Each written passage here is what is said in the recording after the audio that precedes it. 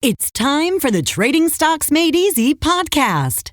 Each week, Trading Stocks Made Easy demystifies stock trading and investing so you can profit big. And now, here's the host of Trading Stocks Made Easy, the wealthy investor, Tyrone Jackson. Hey there, welcome back to Trading Stocks Made Easy. This is your host, Tyrone Jackson, the wealthy investor.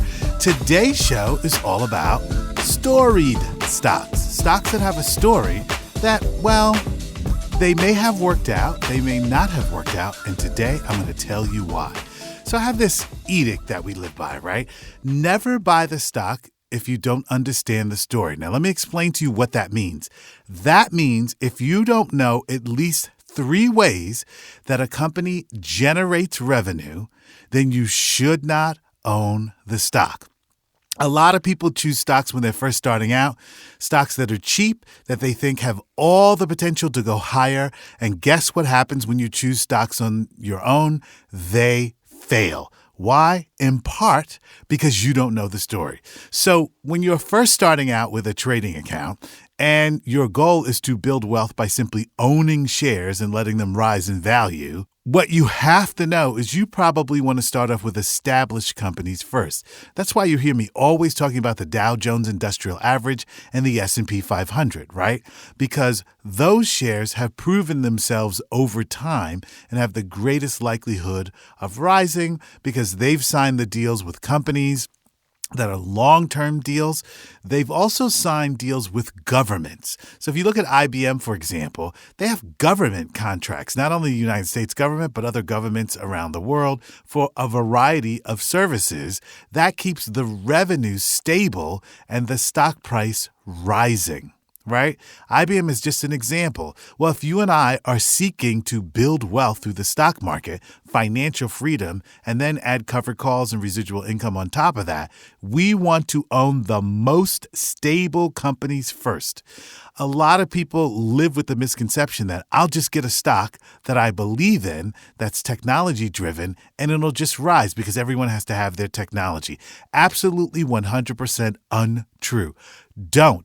Don't buy the stock if you don't understand the story. So, on today's show, I'm going to talk about 3 companies that are publicly traded. I'm going to give you the ticker symbols, and I'm going to tell you why the story did work or didn't work, why the stock rose or did not rise. So sit back, relax, and prepare to get more of that positive energy and a financial education because you'll need both of them to succeed. One of the first companies I want to talk about is ticker symbol BBY, Bed Bath & Beyond. Remember them? All right. Well, this company unfortunately has seen its share price slide over the past 5 years because back in 2018, the shares were trading at $17.14. Where are they now? Well, those shares at the time of this recording, sadly, are at $1.77. Tyrone, how could that have happened? Well, this is why, in part, Bed Bath & Beyond shares are significantly lower and probably won't be around in the next couple of years. You know it and I know it because technology's changed everything, right? So if you're a big company and you're selling hundreds of millions of dollars of merchandise out of brick and mortar stores, and all of a sudden the trend changes and people start shopping from home and you have no internet presence, or as we say today, no digital presence, then guess what's going to happen? Your brand is going to get lost in the sauce. In addition to which, Bed Bath & Beyond, a brand that we all know and love, was in effect co-opted by Amazon.com. That is to say, everything that you can get at Bed Bath & Beyond, you can now get what? Easily at the click of a mouse at Amazon.com. You see, when you're one of these big corporations, retail corporations, and you're the CEO, you have to be looking forward. What are the trends coming in the future? And you have to be looking behind you. So imagine, for example, you and I get into our cars today, right? Everything is about focus. When you get into a car, you have a rear view mirror, right? Right. But you're looking forward because that's where your destination is. What's going to happen if you're driving your car and constantly looking back? Well, you're not going to go anywhere because Your car is supposed to take you where you want to go. Well, sometimes when a CEO is running a very large company that makes $100 million in sales, for example, you don't see what's behind you and you're not really looking at what's in front of you. Why? Because maybe it's the Christmas season coming up. Maybe it's Mother's Day. Maybe it's Valentine's Day. Those peak periods in your business where you need inventory and you're trying to get shoppers into the store. Well, if you're focusing on the short term, you don't see that a company like Amazon is selling almost the identical items and has a better relationship with your customer than you do as it relates to digital and online presence. In other words, this world is moving so fast right now, you can't really see where your competition is. And if you do, if you're too old school in your thinking, Amazon, the book company, is going to sell sheets and towels, good luck to them, and you convince the other members on your marketing team that they're not a threat as well as your board of directors, guess what happens? When the consumer starts choosing Amazon, they're not going to think about your brand that much.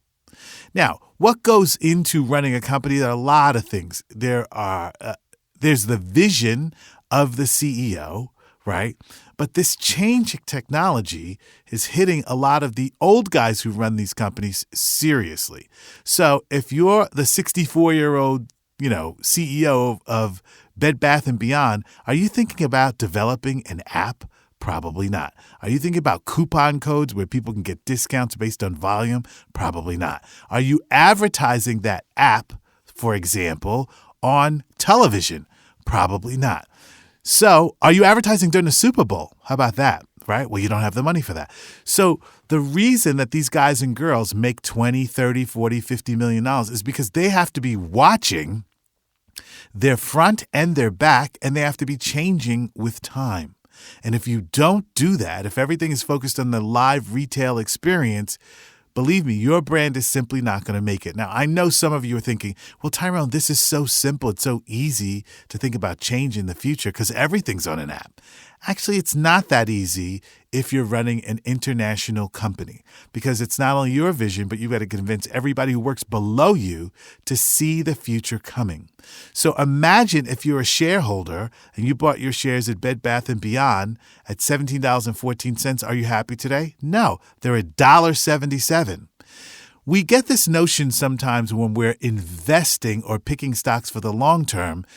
If the brand name is recognizable, it'll live forever. Actually, it won't. There are a lot of brands that have gone out of business over the past 5 to 10 years because of the digital revolution. So what are you investing in? Do you know the 3 types of revenue streams at Bed Bath & Beyond? Do you know if they were developing an app? This is why you have to read their quarterly income statement. That's when the company tells you this is what we see and this is what our plans are. So becoming a stock market millionaire, not difficult, but if you're not really adequately and sufficiently following the companies whose shares you're purchasing, well, then you're just guessing. You're just guessing. Why would you guess with your money when you have a financial education that points you in the right direction? The market that we're in right now and that I foresee for the next 3 years requires a lot of study.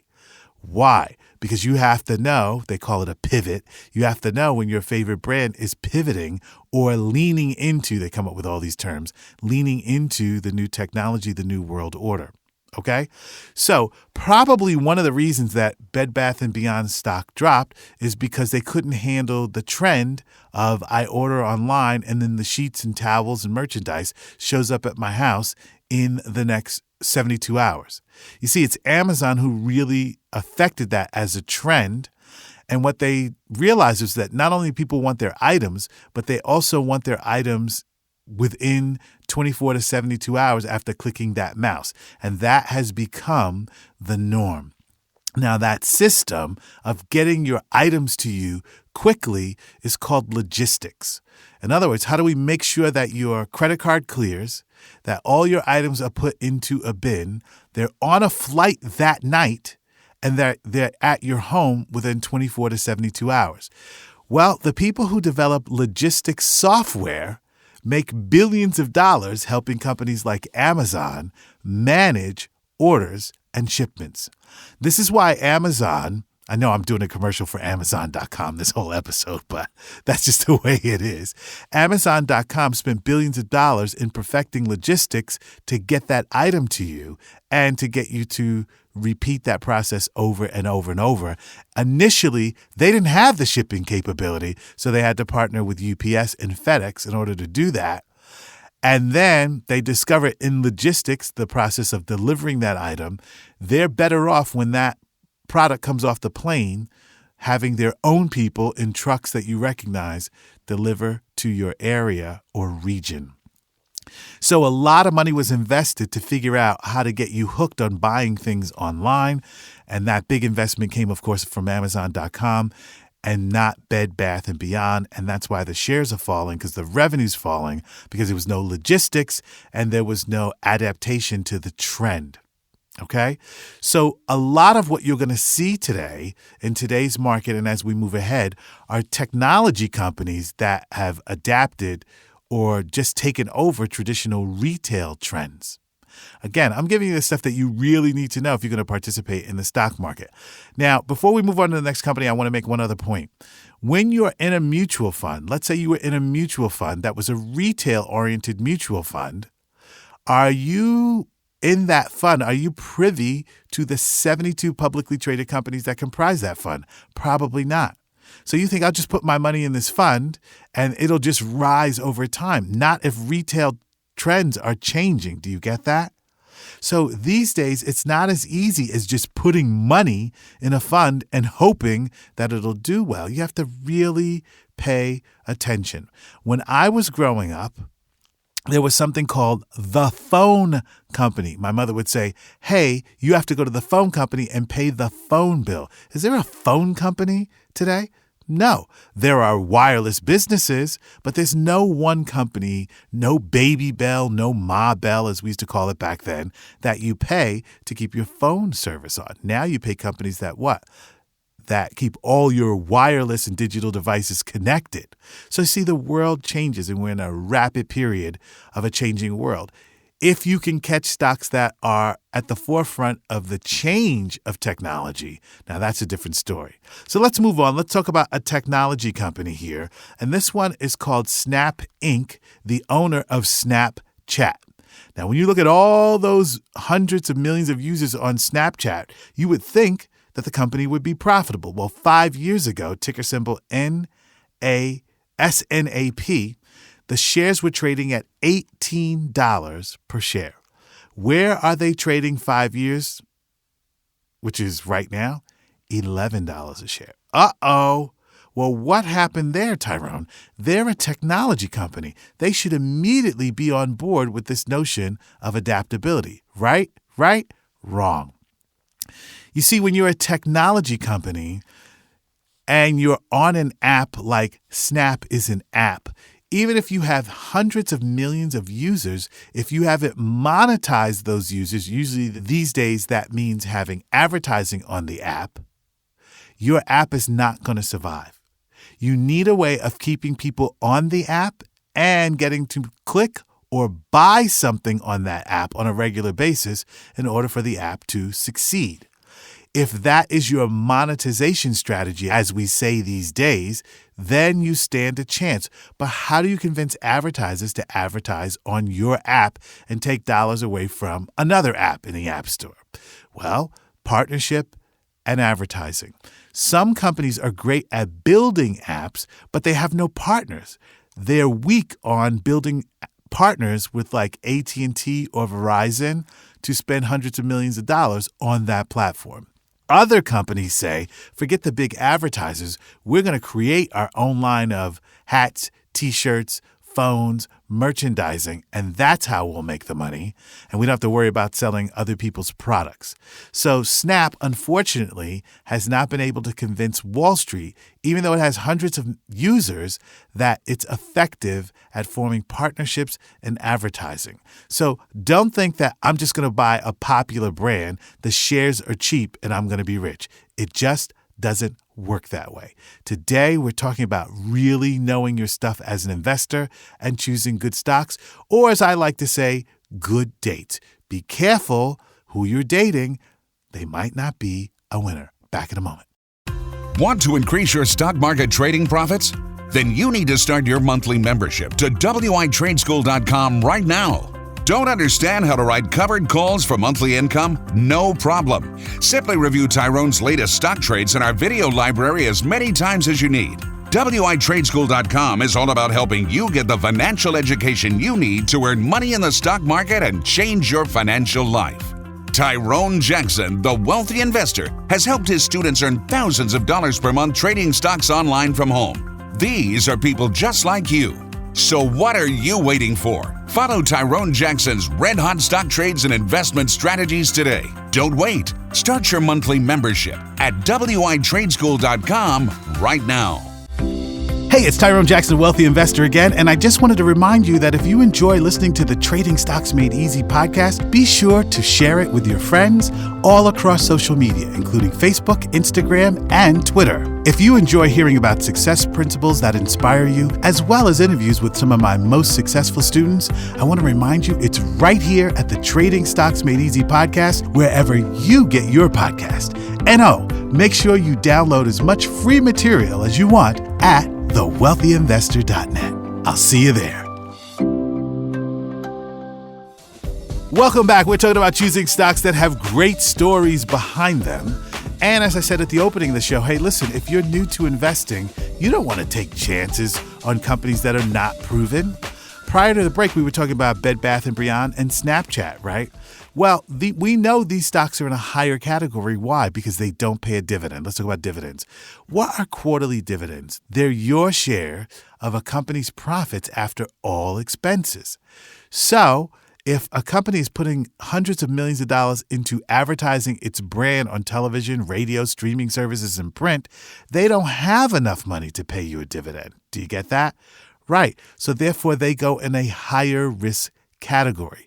Companies that are really established are able to pay out shareholders dividends. So Snap, unfortunately, does not have a dividend. Bed Bath & Beyond does not have a dividend. So if sales drop around the world on an app or retail outfit with no dividend, institutions will not buy the stock. Did you know that? So part of what makes the stock price rise is the institutional involvement. So who buys shares in these companies? Banks, insurance companies, college endowments, right? But they want some kind of return for buying the shares. And they're usually heavily in what? Dividend-paying stocks. So there are some patterns in the stock market, if you're willing to follow them and become educated about. Some patterns just hold through over time. So dividend-paying stocks are lower risk and they produce a return to shareholders. So if you're just starting to date with your money in the stock market, every stock you own should pay a dividend. Cheap stocks generally don't have the dividends, therefore you're taking more risk. And I just don't want you to be in the habit of choosing bad dates and stocks that are going down. Now, there are ways to make money off of growth stocks that don't pay a dividend that decline, but that's not what today's show's all about. Today is how to pick. Well, let's talk about another company that has done terrifically well, and I've talked about it a lot of times on this show, and the ticker symbol is COST, and that company is called Costco. Now, over the last 5 years, Costco shares have gone from $198 a share to, get this, $506 a share. That is a 100% increase. It's over 100%. Why is that so important? Because that means if you had invested in Costco shares 5 years ago, just 5 years ago, $10,000 would now be worth well over $20,000. $100,000 would be worth well over $200,000. And if you had $1 million, your $1 million is now worth well over $2 million. But what's impressive about Costco from a technical point of view is that it pays a very healthy dividend on a quarter-to-quarter basis, right? So rather than taking a chance on a company like Bed Bath & Beyond or Snapchat, If you start investing with a company that pays a very healthy dividend, I always say success is nothing but a series of positive habits. When you get in the habit of choosing successful dates in the stock market, you're in a great pattern. Costco has been superior at adapting. We saw this during the pandemic. So if you've ever been to a Costco, you know you pay an annual membership fee, right? Okay. In addition to that annual membership fee, you get reductions on items when you buy in bulk. So I don't know if you've ever been to a Costco, but they use a very interesting formula. You'll find a lot of things for $4.99, $5.99, $7.99, $8.99. The reason they do that pricing, it's almost like Happy Meal pricing at McDonald's, right? All they're trying to track so that they can offer you better bargains is how many items do they move at $4.99? How many items do they move at $5.99, $7.99? So they know their audience's buying habits. This is also tied to logistics. So if I was running Costco and I knew that most people tend to buy items for $7.99, and I knew that it was either wine or meats, those are the items I'm going to have in the store in bulk because my audience is telling me we like this price point. Okay? So the advantage to pricing those items very simply is so the financial CFO, the marketing team, as well as the CEO can track pricing to determine success. Now, let's add another layer onto that. You can also track pricing during holidays. You know, after 3 years of data, what sells best on Valentine's Day. You know what sells best on Thanksgiving and Christmas, right? Mother's Day, Father's Day, because the logistical data has proven that to you. So people are all creatures of habits. So we tend to go to Costco more during certain holidays because we become accustomed to certain price points. Do you get that? Now, why doesn't Costco just spend $7 million on a 30-second ad at the Super Bowl? Because they don't have to, right? Because their pricing is the star of the show. Therefore, they know where their ads and where their ad dollars work best. And they have a loyal customer base. Why? You know that membership fee I just told you about? Did you know that they have a 92% renewal? So if you think about that membership fee, that's guaranteed revenue that comes in every year at Costco. And they raise it just a little bit every year for who? For their shareholders. So they can go into every year, year over year saying, hey, top line revenue rose 2.5%. Why? Simply because of the membership fee. Do you get that? Okay, so there's a lot that goes on here that's positive, and if you get on the positivity train, using your financial education, more often than not, you're just going to choose winners in the stock market. Okay, so Costco's dividend also rises. This is one thing that happens. This is a little bit advanced, but you guys have heard me talk about this before, and that is the float. Now, what is the float? The float are the amount of shares that are outstanding for the public to get their hands on any given day. Well, who is the largest shareholder of Costco stock? Obviously, the company. So you'll notice every 1, 2, or 3 years, they say, hey, we're doing a $6 billion stock buyback. Now, they have to tell you when they're going to buy back shares because they're a publicly traded company and they have to share that information. So when Costco starts telling me that they're doing a buyback and the shares pay the dividend, they're usually raising the dividend to pay themselves, and they perform a share buyback. That results in shrinking the float, the amount of shares that are out there. If the float is shrinking, that puts pressure on the stock price to rise, right? Boy, oh boy, there's nothing like getting that financial education because success is nothing but a series of positive habits. So when I see share buybacks and a dividend raise, I can tell you that that stock is going higher because that's typically what happens. See, I'm not guessing in the stock market, hoping that things just work out. There's always a little bit of luck to anything that you do. But what I'm following and what I'm sharing with you is that there really is a system to picking good stocks. This is why I'm not in favor of you turning all of your money over to somebody else in a mutual fund, because that mutual fund is comprised of nothing but a basket of stocks, and sometimes the mutual fund manager never really checks the companies, right? They're just looking at the rate of return and the amount of people who are participating in a plan. When you are choosing stocks on your own, what's happening? You are empowered because you have the ability to do the research to choose the winning stocks that tend to rise over time.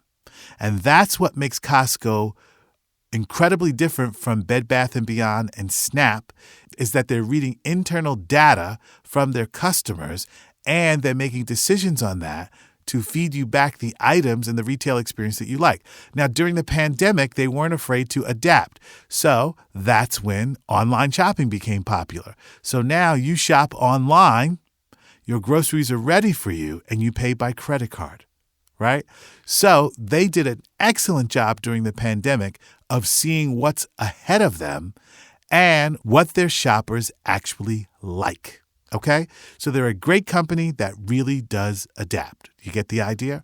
All right. So today's a brief lesson, but very, very powerful. And I want you to think about what stocks you're choosing to invest in. Do you really know the story, or do you just recognize the name? Because if you just recognize the brand name, not good enough.